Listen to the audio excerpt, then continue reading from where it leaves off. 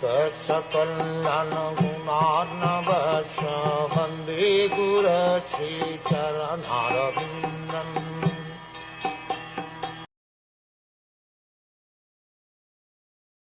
My dear Lord, O Supreme Unborn, I know that the different varieties of living entities, such as animals, trees, birds, reptiles, demigods, and human beings, are spread throughout the universe, which is caused by the total material energy, and I know that they are sometimes manifest and sometimes unmanifest.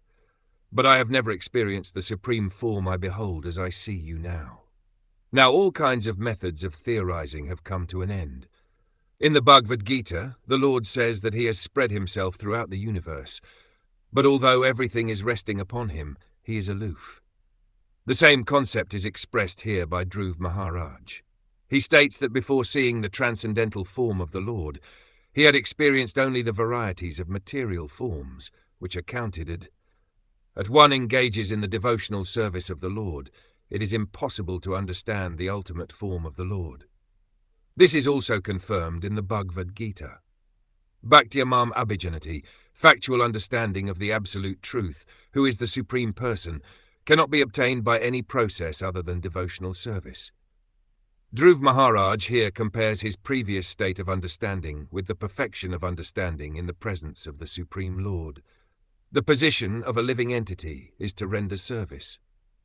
Unless he comes to the stage of appreciating the Supreme Personality of Godhead, he engages in the service of the various forms of trees, reptiles, animals, men, demigods, etc.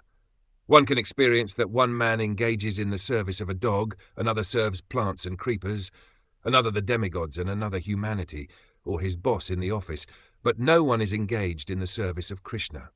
Aside from common men, even men who are elevated in terms of spiritual understanding are at the utmost engaged in the service of the Virat Rupa, or, unable to understand the ultimate form of the Lord, they worship voidism by meditation.